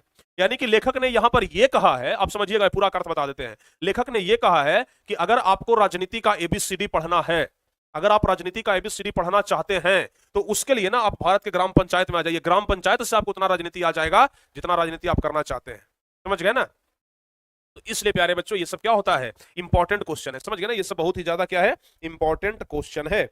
चलिए अब बढ़ते हैं आगे, 9वां नंबर क्वेश्चन। देखिए ये छोटा सा क्वेश्चन है कि धर्मों की दृष्टि से भारत का क्या महत्व है। बस छोटा सा क्वेश्चन है कि धर्मों की दृष्टि से भारत का क्या महत्व है, धर्मों की दृष्टि से भारत का क्या महत्व है। तो लिखेंगे हम लोग कि भारत प्राचीन काल से ही धार्मिक विकास का केंद्र रहा है। यहाँ प्राचीन काल से ना धार्मिक रहा है, लोग बहुत पहले से यहाँ पूजा पाठ करते आए हैं, समझ गए ना, पूजा पाठ बहुत पहले से करते थे। तो यहाँ बहुत प्राचीन काल से ही धार्मिक विकास का केंद्र रहा है। यहाँ धर्म के वास्तविक उद्भव, उनके प्राकृतिक विकास तथा उसके अपरिहार्य क्षीयमान रूप का प्रत्यक्ष परिचय मिलता है। भारत वैदिक धर्म की भूमि है, बौद्ध धर्म की यह शरण स्थली है। आज भी यहाँ नृत्य के नए मत मतांतर प्रकट एवं विकसित होते रहते हैं। इस तरह से भारत धार्मिक क्षेत्र में भी विश्व को आलोकित करने वाला एक महत्वपूर्ण देश है। यानी कि भारत एक ऐसा देश है जहां पर यह विश्व को क्या करता है, सिखाता है, विश्व को आलोकित करता है। समझ में आ गया। तो ये प्यारे बच्चों इस तरीके का देश है, यहाँ बौद्ध की भूमि है, ये बौद्ध धर्म का भूमि है, समझ में आया ना। तो इस तरीके से हम लोग क्या करेंगे, लिखेंगे। एक बच्चे पूछ रहे हैं कि सर क्वेश्चन आंसर चाहे शॉर्ट हो या लॉन्ग हो वो कब याद करें, अभी से ही याद करें या फिर एग्जाम में 2-3 महीना बाकी होंगे तब याद करें, क्योंकि अभी याद करेंगे पर 1-2 महीने में भूल जाते हैं, बताइए। ये तो बात बिल्कुल सही है कि 1-2 महीने में आप याद करेंगे तो भूल जाएंगे, और उसके लिए विद्वानों ने कहा है कि एक वर्ड है रिवीजन, समझ गए ना। विद्वानों ने कह के गया है कि भाई रिवीजन करो, संस्कृत में हम आपको पढ़ाएंगे, विद्या योगेन रक्षति, विद्या योगेन रक्षति, अभ्यास से ही विद्या की रक्षा होती है। आप पढ़ लिए, अच्छा ये बताइए, आप एक गाड़ी लिए, मान लिया जाए कि आप एक मोटरसाइकिल लिए, ठीक है ना, आप क्या किए, एक मोटरसाइकिल लिए, क्या उस मोटरसाइकिल को लेने के बाद आप छोड़ देते हैं, सिर्फ चढ़ते हैं, उसको धोते हैं, उसको पोंछते हैं, उसको साफ करते हैं कि नहीं करते हैं, करते हैं कि नहीं करते हैं, बताइए, करते हैं ना। तो जब आप एक मोटरसाइकिल को, जो कि मुश्किल से 2, 4, 5, 10 साल का चीज है, उसको आप डेली साफ करते हैं, डेली रगड़ते हैं, थोड़ा सा कहीं स्क्रैच नहीं आने देते हैं, और वो विद्या जो आप जिंदगी भर के लिए कमा रहे हैं, जिंदगी भर के लिए ग्रहण कर रहे हैं, उसको आप एक बार भी साफ नहीं कर सकते हैं, एक बार भी उसको दोबारा नहीं देख सकते हैं, बताइए। क्या मोटरसाइकिल एक बार साफ कर लिए दोबारा हम उधर नहीं दिखते हैं, दोबारा उसको रिवाइज करते हैं ना, दोबारा उसको साफ करते हैं। उसी तरीके से विद्या एक बार अगर हम पढ़ लिए तो क्या दोबारा हम उसको नहीं पढ़ेंगे, और नहीं पढ़ेंगे तो फिर वो गंदा हो जाएगा, वो बर्बाद हो जाएगा। समझ गए ना? तो इसलिए पढ़ना बहुत जरूरी है और पढ़ने से ज्यादा रिवाइज करना जरूरी है। तो अभी से ही याद करिए, 1-2 महीने में आप भूल जाएंगे ना, 2 महीना होने ही मत दीजिए ना, प्रत्येक महीने महीने आप क्या कर लीजिए, उसको रिवाइज कर लीजिए, 2 महीना होने ही मत दीजिए। समझ गए? तो ये सब चीज आपको प्यारे बच्चों ध्यान रखना है। चलिए 10वां नंबर क्वेश्चन देख लेते हैं। ये थोड़ा सा बड़ा क्वेश्चन है प्यारे बच्चों। क्यों बड़ा है देखिए, कह रहा है कि भारत किस तरह अतीत और सुदूर भविष्य को जोड़ता है। यानी कि भारत जो है वो किस तरीके से अतीत मतलब बहुत पहले और सुदूर यानी कि जो समय आएगा और जो समय बीतेगा दोनों को कैसे जोड़ता है, उसके बारे में तो हमें लिखना होगा ना, स्पष्ट करने के लिए बोल रहा है। तो लिखेंगे भारत अतीत और भविष्य को जोड़ता है, यहाँ मानवीय जीवन का प्राचीनतम ज्ञान विद्यमान है, यहाँ की भूमि प्राचीन इतिहास से जुड़ी रही है, यहाँ की संस्कृत भाषा के द्वारा विश्व को चिंतन की ऐसी धारा में अवगाहन का अवसर मिलता है जो अभी तक अज्ञात थी। आज की किसी भी ज्वलंत समस्या से निपटने या किसी भी मसला को सीखने या सिखाने की बात क्यों न हो, भारत के रूप में आपको ऐसी प्रयोगशाला मिलेगी जैसे विश्व में और कहीं नहीं मिल सकती। आपको बताए थे ना कि जो लोग सीखने के उद्देश्य से यहां पर आते हैं उनके लिए क्या है, भारत एक प्रयोगशाला है। समझ गए ना? तो भारत के रूप में आपको एक ऐसी प्रयोगशाला मिलेगी जैसे विश्व में कहीं और नहीं है। अतः भारत बीते हुए कल और आने वाले समय के लिए एक सेतु के रूप में मान्य है। यानी कि जो समय बीत गया और जो समय आएगा दोनों के बीच में ना एक पुल का काम करता है भारत, दोनों के बीच में एक पुल का काम करता है, एक सेतु का काम करता है भारत। ओके, समझ में आ गया? बताइए। चलिए आगे बढ़ते हैं। अब 10वां नंबर के बाद 11 नंबर क्वेश्चन। 11 नंबर क्वेश्चन क्या कह रहा है जरा हम ध्यान से देख लेते हैं। ऐसे भी आप परीक्षा में जाएंगे ना प्यारे बच्चों तो स्पष्ट रहता है, ये निर्देश रहता है कि कम से कम 40 से 50 वर्ड में उत्तर देना ही है। समझ गए ना? 40 से 50 शब्दों में उत्तर दें, लिखा रहता है। अगर आप गिनेंगे ना ध्यान से तो आप देखेंगे कि 1 2 3 4 5 6 7, एक लाइन में 7 वर्ड। दूसरा लाइन कोई और उठा लेते हैं, 1 2 3 4 5 6 7 8 9 10 वर्ड। यानी कि एक लाइन में मुश्किल से हम 10 वर्ड आपको लिखा रहे हैं। कितना लाइन है जी? 1 2 3 4 5 लाइन है, मतलब 10 बच्चे 50 वर्ड। जोड़ करके देखिए ना, हम आपको 50 वर्ड में ही आंसर दे रहे हैं भाई, ठीक है ना? 50 वर्ड में ही हम आंसर दे रहे हैं, ठीक है? तो ध्यान रखिएगा। क्वेश्चन क्या कर रहा है कि मैक्स मुलर ने संस्कृति की कौन सी विशेषताएं और महत्व को बतलाया है। तो लिखेंगे मैक्स मुलर के अनुसार संस्कृत की पहली विशेषता इसकी प्राचीनता है। संस्कृत जो है वो सबसे प्राचीन भाषा है, सबसे पुराना भाषा है, तो सबसे पहली विशेषता तो इसकी प्राचीनता है कि ये पुरानी भाषा है।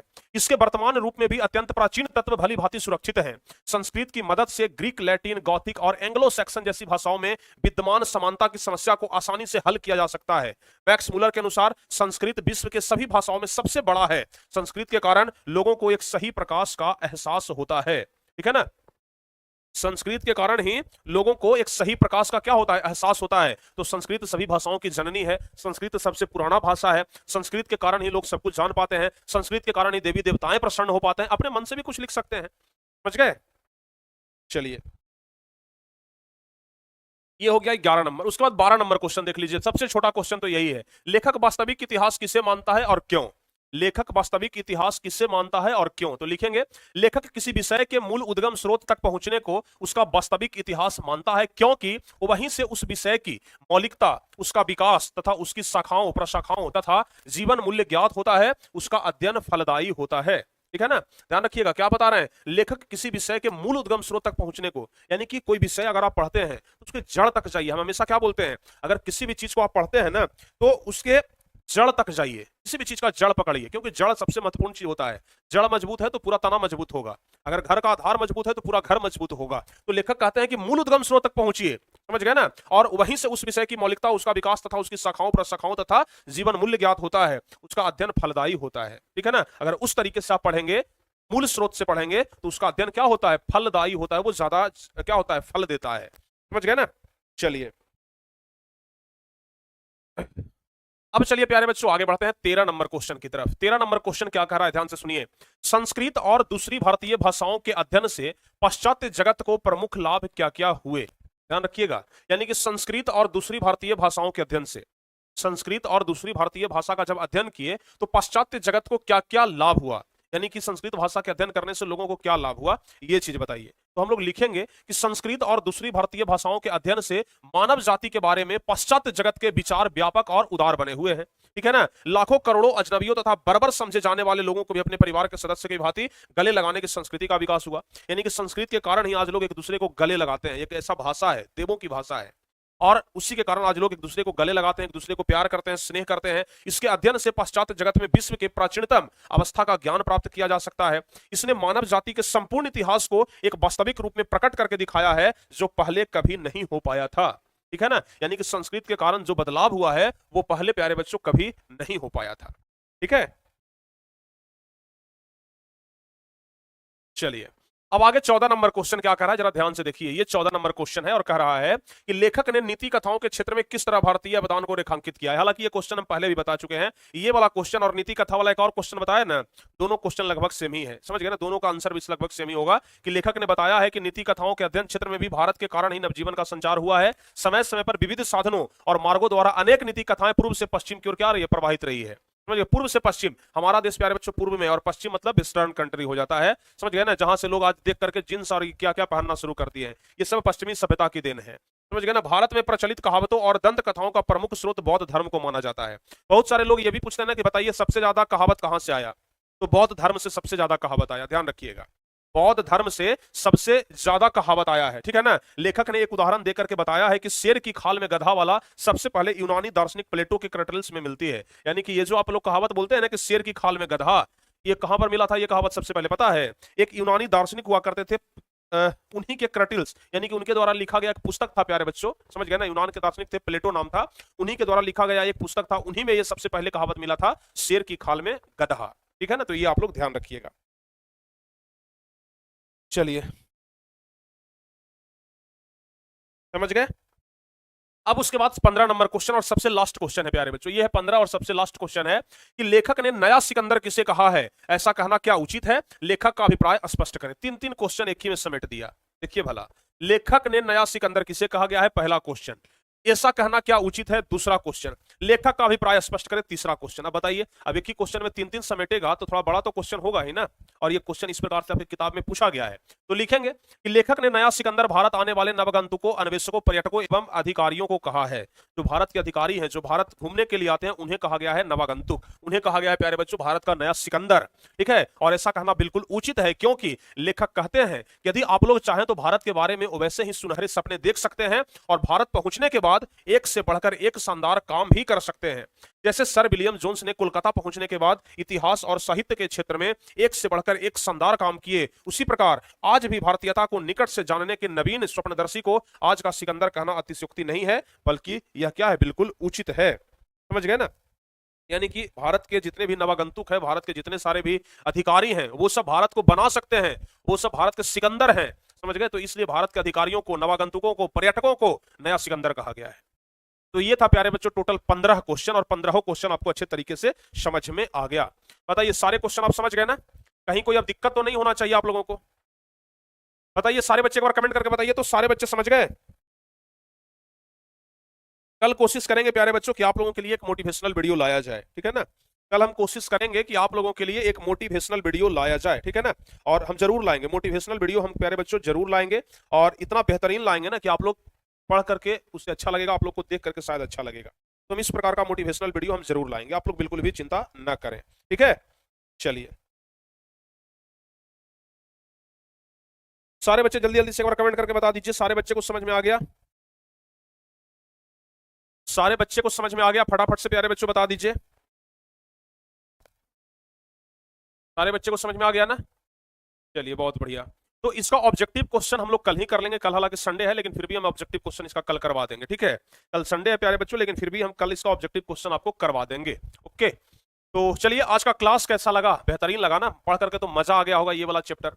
तो ये क्लास कैसा लगा आप लोग कमेंट करके जरूर बताइएगा। हमें तो पूरा अच्छा लगा, जबरदस्त लगा, एकदम पढ़ाने में मजा आ गया। ठीक है ना, और आप लोगों को भी कहीं ना कहीं पढ़ करके मजा आ गया होगा। ठीक है, तो जरूर कमेंट करके बताइएगा कि ये क्लास आपको कैसा लगा। जबरदस्त तो जरूर लगा होगा, इसमें तो कोई संकोच नहीं।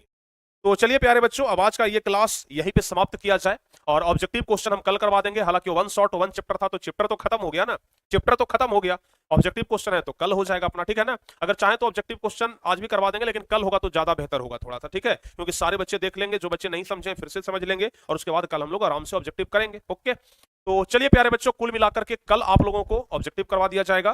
ठीक है, और जाते जाते कमेंट करके जरूर बताइएगा कि आप लोगों को ये चैप्टर कैसा लगा, आप लोगों को ये क्लास कैसा लगा। ठीक है ना, कमेंट करके जरूर बताइएगा। और अगर आपको क्लास अच्छा लगा हो तो भाई क्लास को लाइक शेयर करना तो बनता है, और जो बच्चे चैनल पर नए हैं, पहली बार हमारे साथ जुड़े हैं, तो भाई चैनल को जरूर सब्सक्राइब कर लीजिएगा ताकि आगे आने वाले हर एक क्लास का नोटिफिकेशन आपको मिल सके। ठीक है ना? तो मिलते हैं प्यारे बच्चों अगली क्लास में, तब तक के लिए जय हिंद, धन्यवाद।